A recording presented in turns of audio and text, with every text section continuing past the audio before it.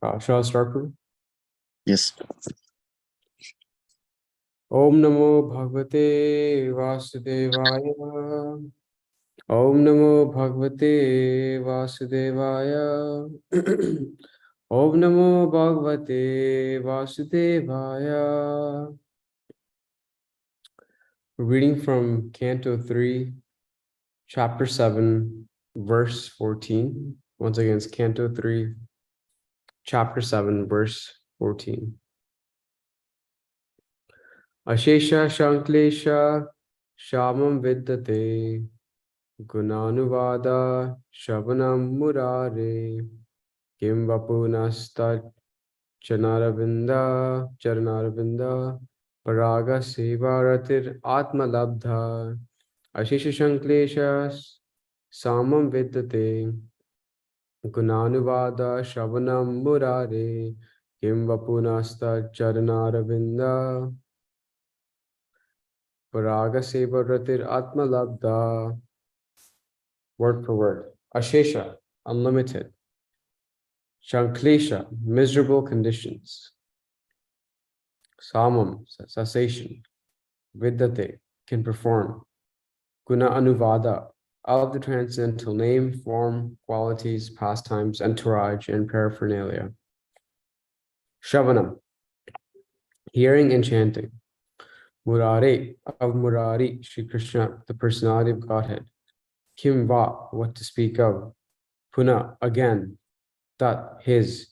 Charanaravinda, lotus feet. Paraga seva, to the service of the flavorful dust. Rati, attraction. Atma labdha, those who have gained such self-achievement. Translation. Simply by chanting and hearing of the transcendental name, form, etc. of the personality of Godhead, Sri Krishna, one can achieve the cessation of unlimited miserable conditions.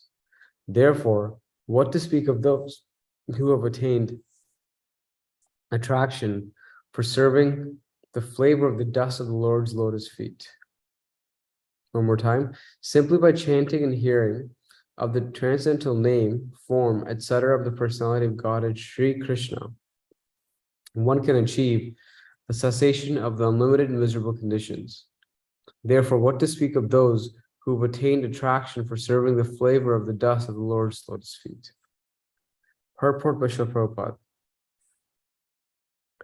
Two different methods for controlling the material senses are recommended in the Vedic scriptural wisdom. One of them is the process of jnana, or the path of philosophical understanding of the Supreme Brahma, Paramatma, and Bhagavan. The other is that of the direct engagement in the transcendental loving devotional service of the Lord. Of these two most popular methods, the path of devotional service is recommended here as the best because one on the path of devotional service does not have to wait for the attainment of the fruitive results of pious activities or for the results of knowledge. The two stages of executing devotional service are first, the stage of practicing devotional service with their present senses under the regulations of the recognized scriptures. And second, attaining sincere attachment for serving the particles of the dust of the lotus feet of the Lord. The first stage is called sadhana bhakti, or devotional service for the neophyte, which is rendered under the direction of a pure devotee. And the second stage is called raga bhakti, in which the mature devotee automatically takes to the various services of the Lord out of sincere attachment. The great sage Maitreya now gives the final answer to all the questions of Vidura. Devotional service to the Lord is the ultimate means to mitigate all the miserable conditions of material existence. The path of knowledge, or that of mystic gymnastics, may be adopted as a means for the purpose, but unless mixed with bhakti or devotional service, they are unable to award the desired result. By practicing sadhana bhakti, one may gradually rise to the point of raga bhakti, and by performing raga bhakti in loving transcendental service, one can even control the supreme powerful Lord. Okay. So we're hearing from again, this section is Canto 3, Chapter 7, verse 14. This chapter is entitled the status quo. And in this, before I get into this verse, some background of what's happening here is, Vidura is asking, a few questions of Maitri, right? And some of the questions that he's asking is, you have the Lord who is completely spiritual, like he's completely spiritual. And then you have the material modes of nature and the material world. So what's the connection? Like when someone is so pure, the Lord himself, and then you have the material world, like what's the connection? What's even the overlap of these two things, right? It doesn't make sense. Like we talk about, for example, how oil never mixes in water. Oil always stays separate in water. And so whether I was asking, like, why is there any possible chance of even mixing when there's something is so pure and then there's something like the material world? So when my theory, when he starts to, address some of those questions like that, he further asks this question by saying, for example, he says boys are very enthusiastic to play with other boys, or with other things. But the Lord, for example, there's no desire like that for the Lord. Like there's no desire for him to engage with things like these. There's no desires that he has. He's self-satisfied. So again, how is there any mixing of the Lord with the material world? Then he further asks, if the Lord or the super soul is in everyone's heart, why are living entities still suffering from misfortune and misery? And so that particular question is what then Maitri starts to answer in this section. If the Lord is sitting in everyone's heart, why is the devotee still suffering? And this is a very similar question that Arjuna asks also in Bhagavad Gita, right? Arjuna asks that it's not exactly the same question, but Arjuna asks that the living entity knows that when I commit this sinful act, there's consequences to that. But yet, knowing that very well, the devotee continues to keep committing those acts, right? And so, in this case, Vidura is asking, okay, fine, like the devotee may not know that, but the Lord is sitting in their heart. So why is their suffering so? So Maitri starts to respond to that question. And he says that the living entity is in distress regarding his self-identity. He has a factual background. And so that's the reason there's distress, because the living entity is constantly trying to figure out their self-identity. Right. And Maitri says that certain souls, in fact, plant this theory and say that the Supreme Personality of Godhead is overcome by illusion or Maya, and at the same time, they say that he's in condition. And so Maitri says that's completely against logic, right? It's not that the Supreme Lord is under some illusion or Maya, and that's why the living entities is in distress. That's not why. So he begins to answer the question of why is the living entity suffering, even though the Supreme Lord was sitting in you. That's how he begins to answer that question. And so finally he comes to this verse 14 that we just read today, where he says that, simply by chanting and hearing of the transcendental name, form, etc., of the personality of God and Sri Krishna, one can achieve the cessation of unlimited miserable conditions. And therefore, what to speak of those who have attained the attraction for serving the flavor of the dust of the Lord's lotus feet?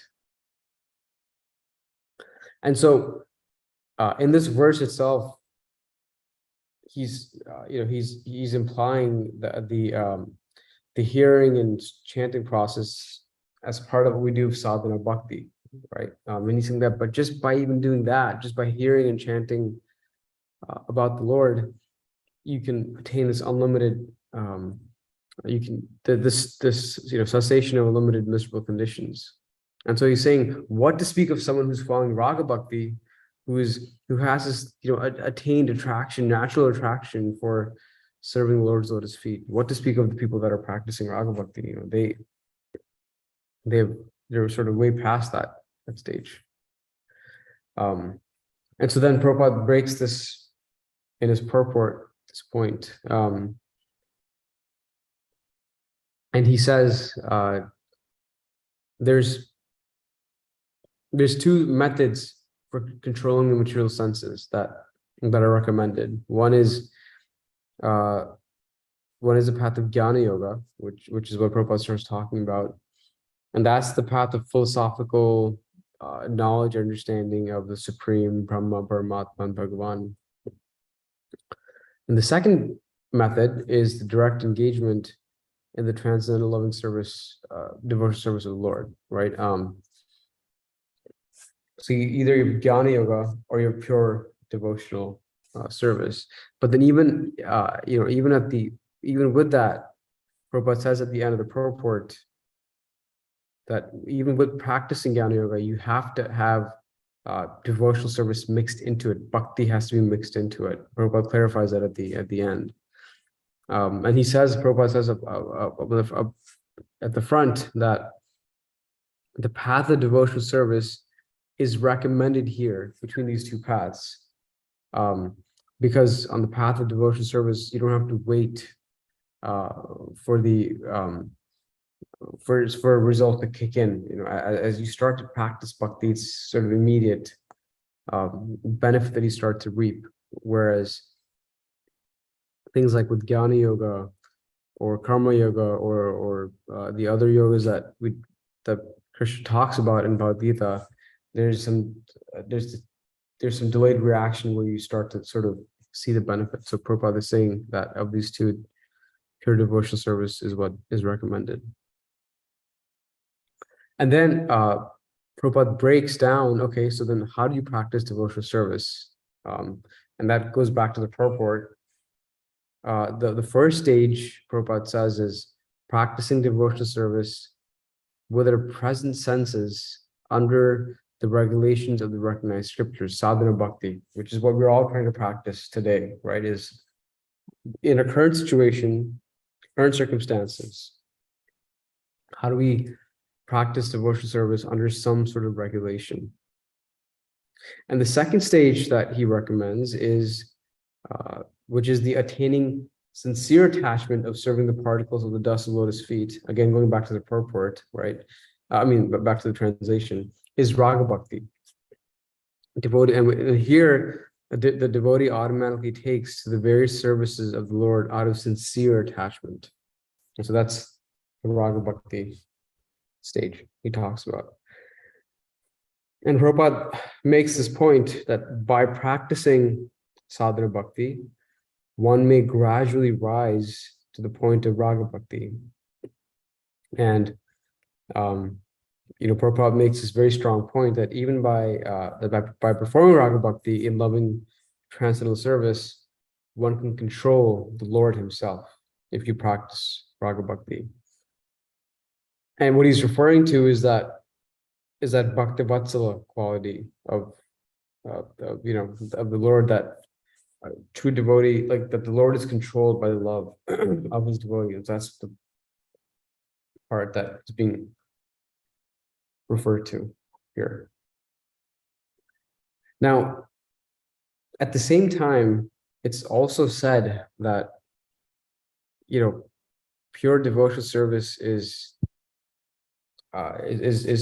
sudurlabha. It's extremely rare to achieve it. I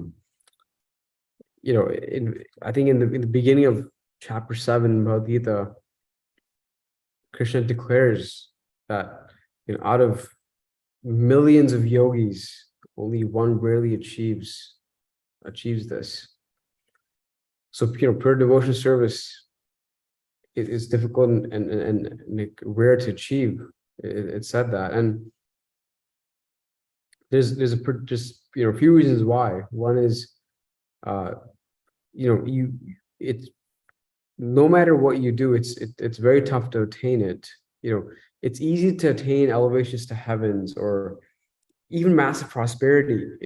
Or even liberation. But pure devotion service is by itself is difficult to attain. And the reason it's said is that because it's the property of Krishna. It said that Krishna only gives it, only Krishna gives you that pure devotion service.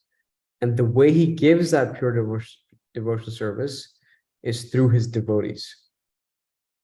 It's not something he directly gives, it comes through his devotees. And that is something that we see time and time again in Srimad Bhagavatam, right? Prahlad, Hiranyakashipu received the mercy of the Lord through Prahlad Maharaj. Dhruva Maharaj, received the mercy of the Lord because Narada Muni was involved, and through his mother. And the question might be asked: so why does Krishna not give this easily? Why does he not give pure devotion service easily? And the answer is because he's ultimately controlled by the love of his devotee, right? So the stronger the love a devotee has for Krishna, that's what makes Krishna give pure devotional service at the end of the day. And so this sort of brings me to the one of the main points here, which is one can attain pure devotional service through Krishna's devotees. That's how Krishna gives it. And Krishna also emphasizes the importance of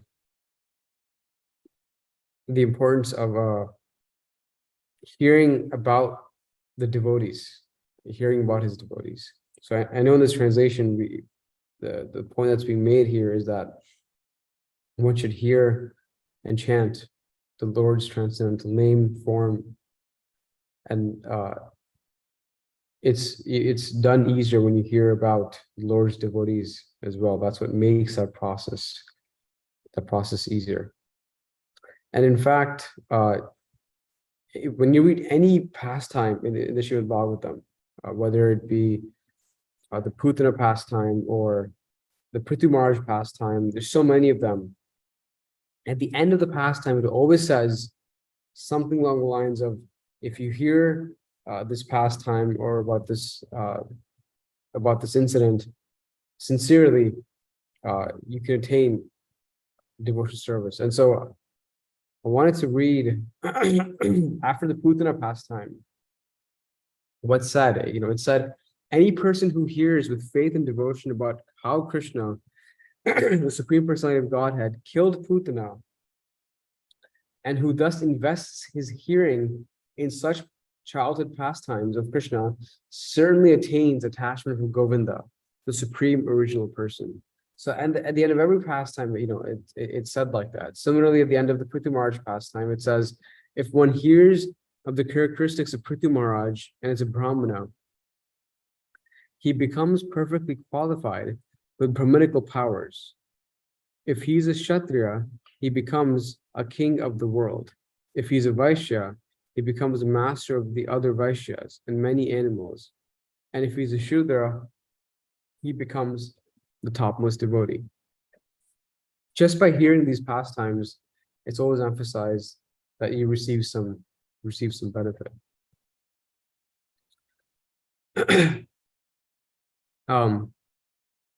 So with that premise being set, by hearing about these devotees, you become more attached to Krishna, and that's, again, through these devotees, Krishna gives you that pure devotional service.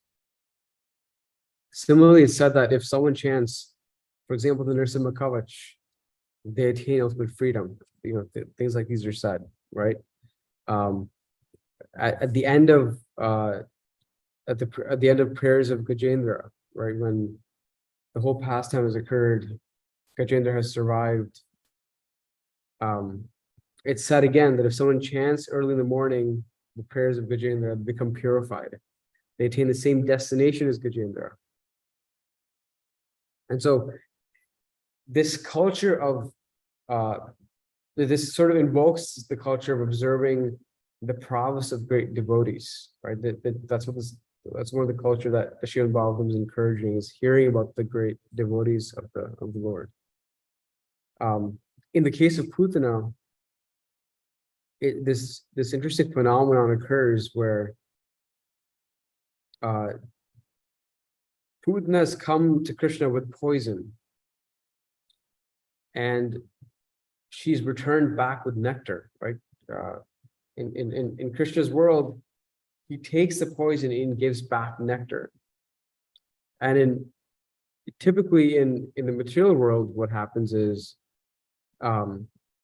people come with advice, which might be nectar, but they're returned back with poison, meaning people say, oh, this advice, I don't need to hear this. And then in fact, they criticize that person when a person is trying to offer helpful advice. They return back with criticism, which is ultimately poisonous. But in Krishna's world, if someone comes to even Krishna with poison or criticism, Krishna gives back nectar. And that's one of the themes that we see with the Putana pastime. But again, at the end, Sukadeva Goswami, like I said, says that if someone hears this marvelous pastime with faith and attention, that person attains the level of feet of Krishna.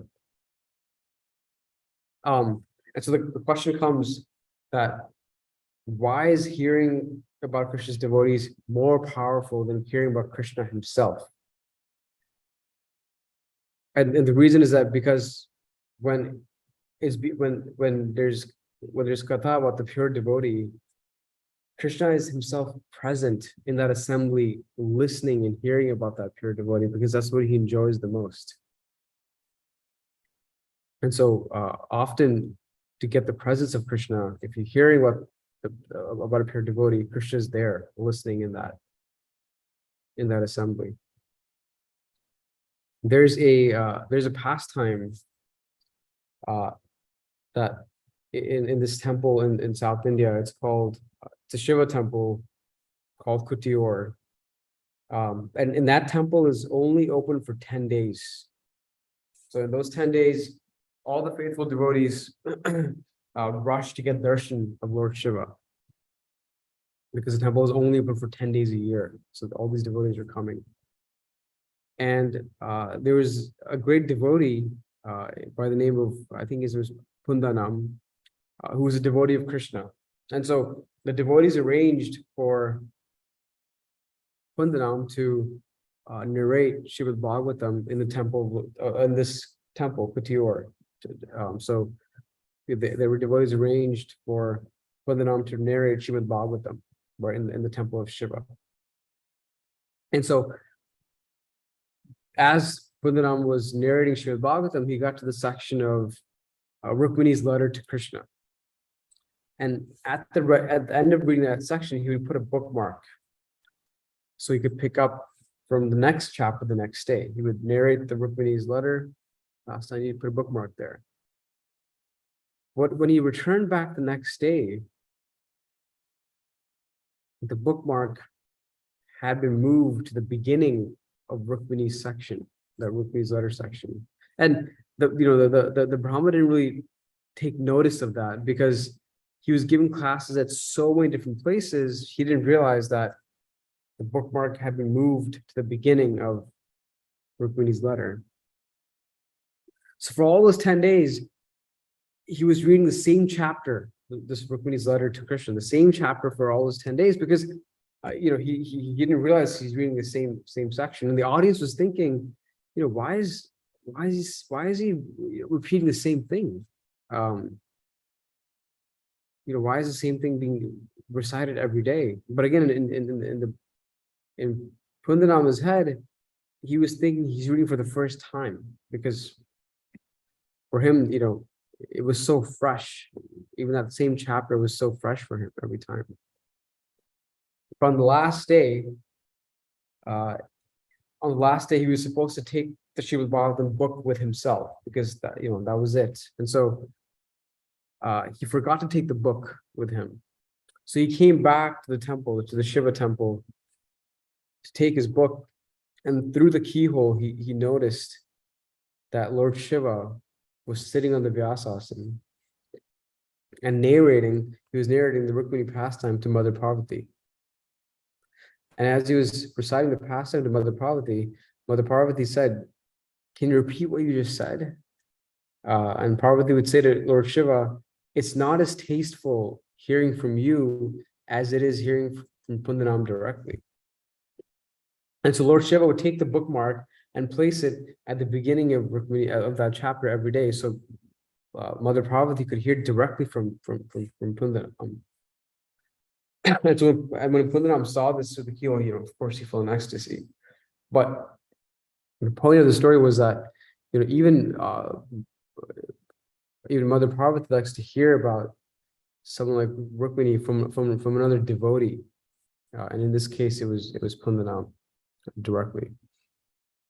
So the power of hearing about the Lord's devotee is just so strong, right? Even Lord Shiva couldn't quench that for Mother Parvati. One other pastime like that is there was another temple where only Brahmanas were allowed in that temple. And when I say Brahmanas by birth, that whole caste system, right? Only Brahmanas by birth were allowed at this temple. So this devotee showed up at the temple, but he wasn't allowed to enter the temple because he wasn't a Brahmana by birth. So the devotee was sent back. But the pujaris noticed in the temple that the deity in this temple was spinning. The deity that was sitting on the altar was just spinning. And they wondered why that was the case. And they noticed that this devotee who had come to take darshan was circumambulating outside of that temple. And so the deity was giving darshan to that devotee.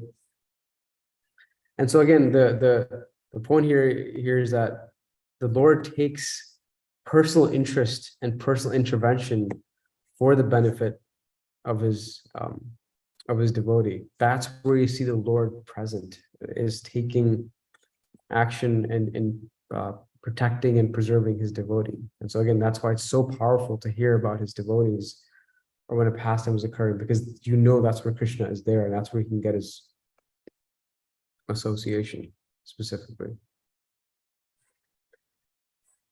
When the fight between Vritrasura and Lord Indra was taking place, Vritrasura was wanted to take shelter of the Lord in that fight. Even though Vritrasura was a demon, he wanted to take shelter of the Lord. And Indra was completely taken aback by that action.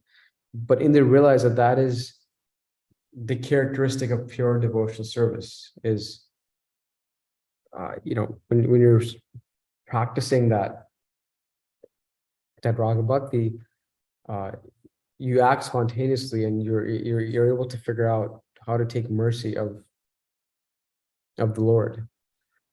And so, as in this purport, we were talking about the importance of pure devotional service and how there's sadhana bhakti and raga bhakti. Vritrasura is mentioned as an example of that person who would exemplify these characteristics of pure devotional service.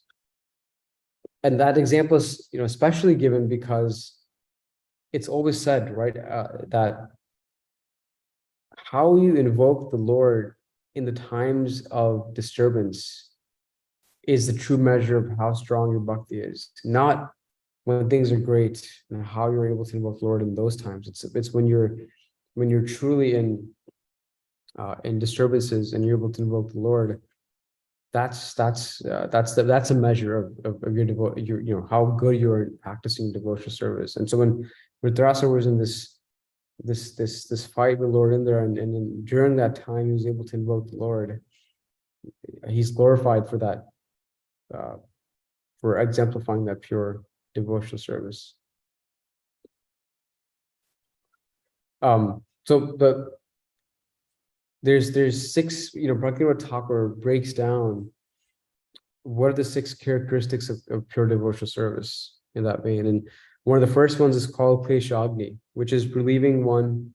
If you practice devotional service, it relieves one of the material distress.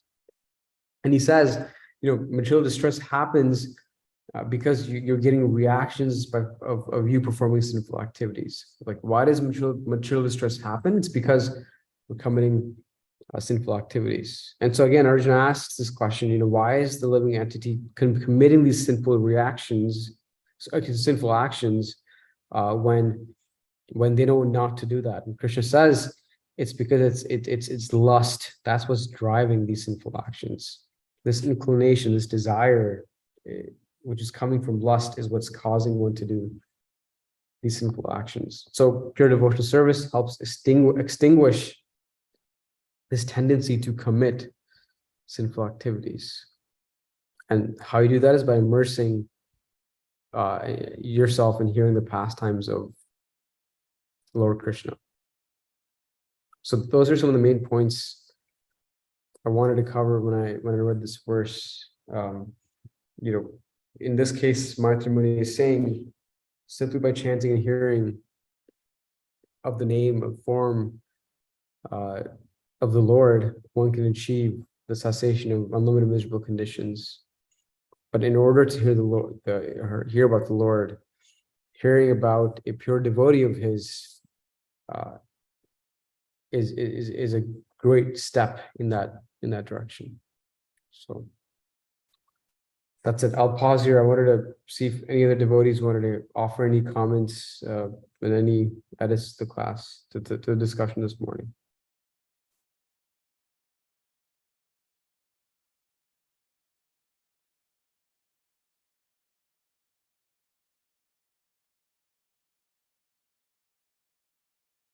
Okay. Otherwise, we can end here. Thank you, everyone. I hope you all have a great Sunday feast today. Hare Krishna.